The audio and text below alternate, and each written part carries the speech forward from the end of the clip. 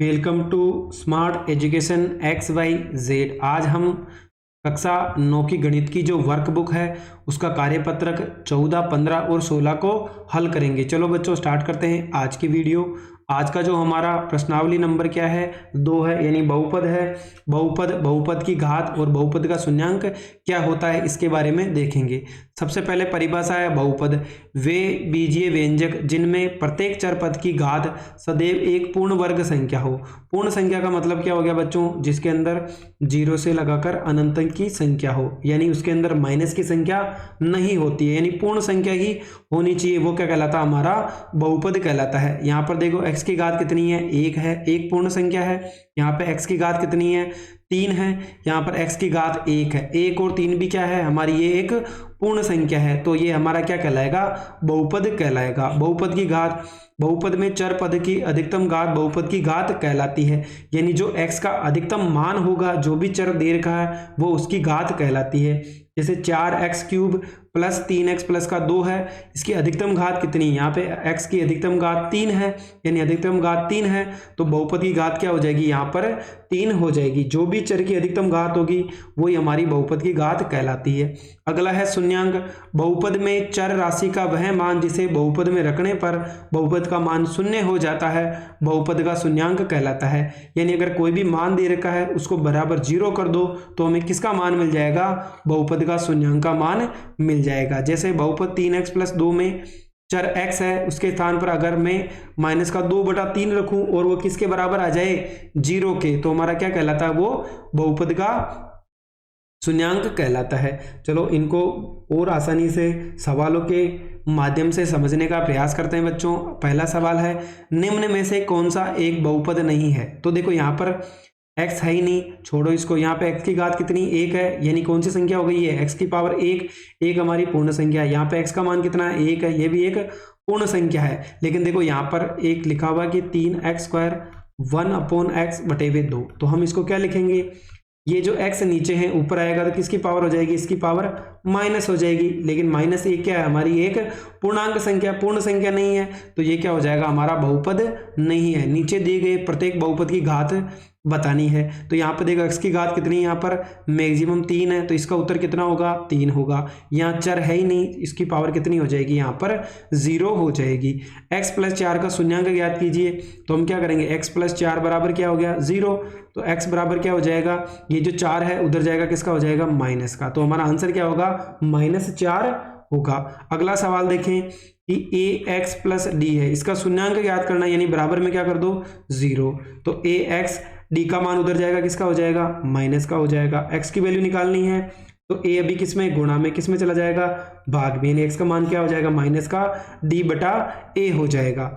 अगला है कि बहुपद 3x में x बराबर 2 रखने पर कितना मान आएगा। चलो एक बार यहाँ पर x की जगह हम क्या रख लेते हैं, कोई भी मान रख लेते हैं। तो देखो सवाल दे रखा है कि 3x प्लस का 2 है, तो हमें क्या रखना है, x की जगह 2 रखना है, तो x बराबर 2 रखने पर चलो रख लेते, कितना आ जाएगा, 3 × 2 और प्लस का 2, तो 3 दूनी कितना हो गया, 6 प्लस 2, यानी x का मान कितना आ जाएगा, हमारा 8 आ जाएगा। चलो बच्चों अगला सवाल है, क्वेश्चन नंबर 6 है, हमें क्या करना है, इसके गुणनखंड करने हैं। देखो इसको गुणनखंड करने का तरीका, एक पहली संख्या को लाट से गुणा करो, यानी 12 को हम किससे गुणा करेंगे, -2 से गुणा करेंगे, कितना आएगा, माइनस का 24 आएगा। इसका मतलब हमारी एक संख्या तो किसकी होगी, प्लस की, ये किसकी होगी, माइनस की। यहाँ पर चिन्ह किसका, x के आगे प्लस का, यानी बड़ी संख्या प्लस की होगी, छोटी किसकी होगी, माइनस की होगी। तो अब हम क्या करना है, यहाँ पर 2 आना चाहिए, यानी ऐसी संख्या को गुणा करो कि हमें कितना मिल जाए, यहाँ पर 2 मिल जाए। तो हम किस प्रकार से गुणा करें, अगर हम 6 को 4 से गुणा करें तो कितना मिलेगा, हमें 24 मिल जाएगा, यानी प्लस का 6 और माइनस का 4 रहेगा, जोड़ने पे प्लस का 2 आ जाएगा। यानी जो हमारा गुणनखंड है कि 12x² प्लस का 2x माइनस का 2 है, तो हम क्या करेंगे, यहाँ पर जहाँ पर भी हमारा x है वहाँ पर क्या रखेंगे, 6x और माइनस का 4x माइनस का 2 हो जाएगा।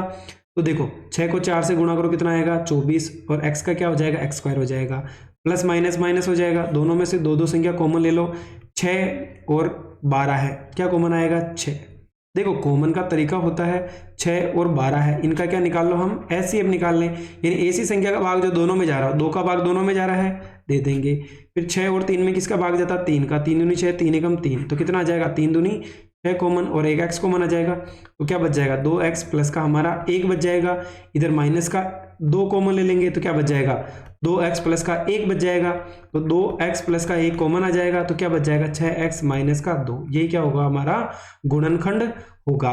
फिर बोला है k का मान ज्ञात करना है, जबकि एक शून्यांक क्या दे रखा है 1 दे रखा है, यानी 2x स्क्वायर प्लस का kx प्लस का रूट 2 है, तो हमें क्या करना है यहाँ पर बराबर में क्या कर देंगे 0, क्या मान दे रखा है 1, यानी x की जगह में क्या रख देंगे 1, तो जहां पर भी x है वहां पे क्या रख दोगे 1 रख दो, रूट 2 बराबर क्या हो जाएगा 0, 2 इंटू 3 की पावर a कितनी होती है 1, k को 1 से गुणा किया तो k और रूट 2 बराबर 0, तो क्या हो जाएगा 3 प्लस k प्लस रूट 2 बराबर क्या हो गया 0, k का मान चाहिए, बाकी सबको उधर ले जाओ, 3 उधर जाएगा किसका हो जाएगा माइनस का, रूट 2 भी उधर जाएगा किसका हो जाएगा माइनस का, चलो माइनस का चिन्ह कॉमन ले लो, तो 3 प्लस रूट 2, ये क्या होगा हमारा उत्तर होगा। अगला सवाल है, इसके गुणनखंड करने हैं कि 3x स्क्वायर माइनस का x माइनस का 4 है, तो देखो इसके गुणनखंड कैसे होंगे 3x स्क्वायर माइनस का x माइनस का 4, 3 को माइनस 4 से गुणा करो कितना आएगा माइनस का 12, यानी हमें टुकड़े करने, एक तो प्लस की वैल्यू आएगी एक माइनस की, x का गुणांक माइनस का, यानी बड़ी संख्या माइनस की, छोटी संख्या किसकी होगी प्लस की होगी।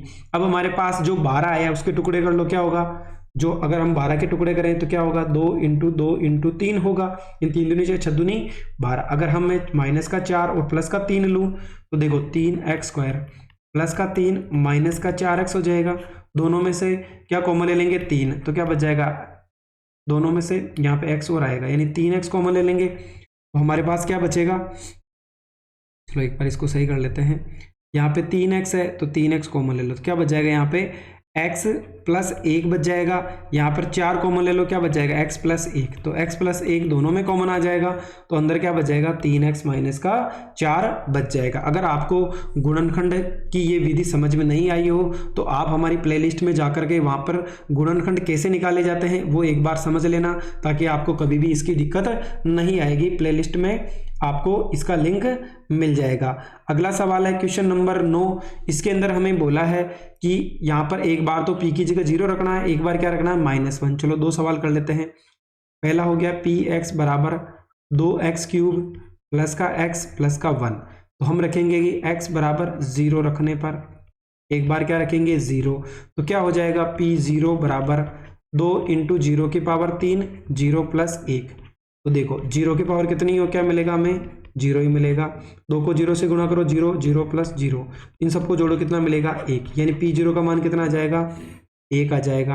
अगला सवाल है वापिस px बराबर, यानी सेम सवाल है कि 2x क्यूब प्लस का x प्लस का 1, तो अब हम क्या रखेंगे x बराबर -1 रखने पर, चलो रख लेते हैं, जहां पर भी x है क्या रखेंगे माइनस का 1 रख देते हैं, माइनस का 1 प्लस का 1, देखो 2 का 2, 1 की पावर किस में है माइनस, यानी पावर विषम है तो आंसर किसका आएगा माइनस का आएगा, प्लस माइनस माइनस प्लस का 1 हो जाएगा, 2 को -2 1 से गुणा करो -2 -1 प्लस 1, तो दोनों को जोड़ लो माइनस का 3 और प्लस का 1, तो आंसर कितना आएगा हमारा माइनस का 2 आएगा, यानी इस वाले सवाल का जो आंसर होगा वो क्या होगा हमारा माइनस का 2 होगा। चलो अगला कार्यपत्रक है कार्यपत्रक 15, जिसके अंदर हमें बहुपद यानी प्रश्नावली नंबर 2 है, सर्व समीकरणाएं बतानी है। देखो यहाँ पर निम्न सर्व समीकरणों का मिलान कीजिए, तो देखो a प्लस बी का होल स्क्वायर क्या होता है a square plus B square plus का 2ab, यानी जो उत्तर आएगा वो किस में आएगा प्लस में, यानी ये नीचे वाला आंसर इसका सही होगा। a माइनस बी का स्क्वायर, यानी यहाँ पर केवल 2 किसका हो जाएगा माइनस का, यानी ये जो ऑप्शन नंबर a है इसका सही आंसर होगा। a square minus B square, यानी एक बार प्लस में लिख दो एक बार माइनस में, और जो बचा हुआ वो क्या हो जाएगा उसका उत्तर हो जाएगा।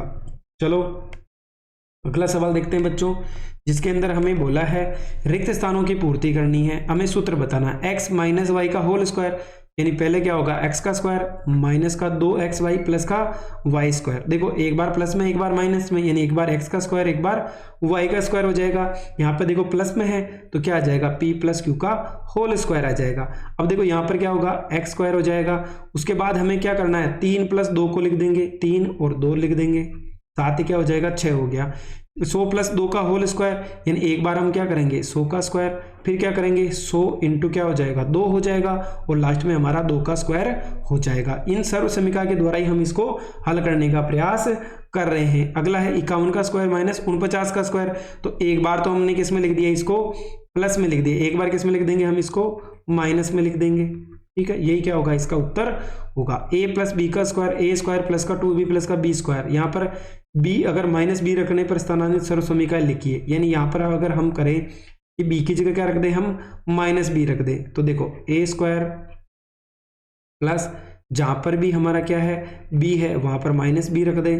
देखो इधर भी रखना हमें, जहाँ पर भी b है वहाँ पे क्या रखेंगे माइनस बी रखेंगे, और प्लस b की जगह क्या हो जाएगा b का स्क्वायर। तो ये क्या हो जाएगा plus minus minus B square हो जाएगा बराबर a square plus minus minus का क्या हो जाएगा 2ab, और अगर समघात हो तो कितने भी नीचे संख्या हो माइनस की हो प्लस की हमेशा क्या आएगा प्लस, यानी हमारा क्या होगा a माइनस बी का होल स्क्वायर, ए स्क्वायर माइनस का 2ab प्लस का b स्क्वायर हो जाएगा। ये भी क्या है हमारी एक a माइनस बी की सर्व समीकरण हो जाएगी। अगला बोला है कि x plus A X plus B बराबर X square a plus B X, ये हमारी एक सर्व समीकरण है।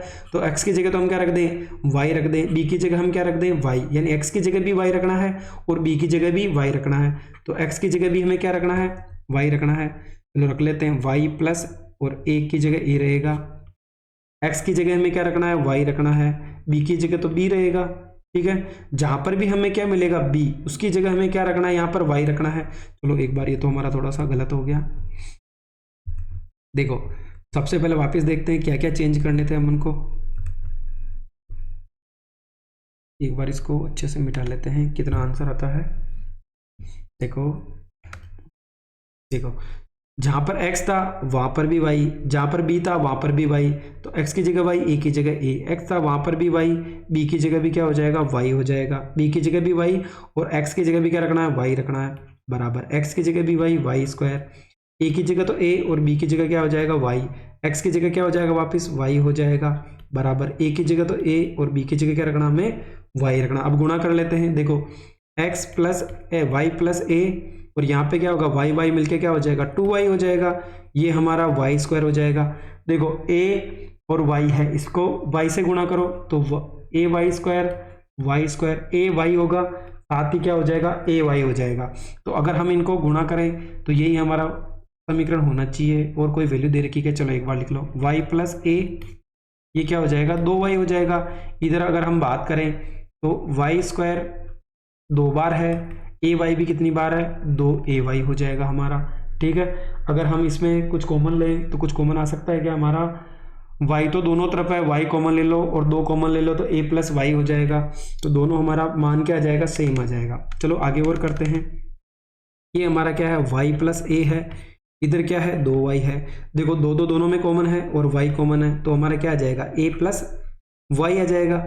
इधर क्या बच जाएगा हमारा a प्लस वाई बच जाएगा दोनों में। देखो दोनों एक क्या है लेफ्ट हैंड साइड और राइट हैंड साइड दोनों क्या आ गई हमारी बराबर आ गई। इसका मतलब ये क्या हो जाएगी हमारी एक नई सर्व समीकरण बन जाएगी। तो आज के लिए बस इतना ही। ये आज हमने कार्यपत्रक 14 और 15 को हल किया। आगे आने वाली वीडियो में हम कार्यपत्रक 16 को हल करेंगे। Thank you so much. अगर आपको हमारी मेहनत पसंद आई हो तो चैनल को लाइक करें, सब्सक्राइब करें और अपने दोस्तों के साथ भी शेयर करें। अगर आपको इस वीडियो की PDF चाहिए तो आप हमारा टेलीग्राम और व्हाट्सएप चैनल ज्वाइन कर सकते हैं। Thank you.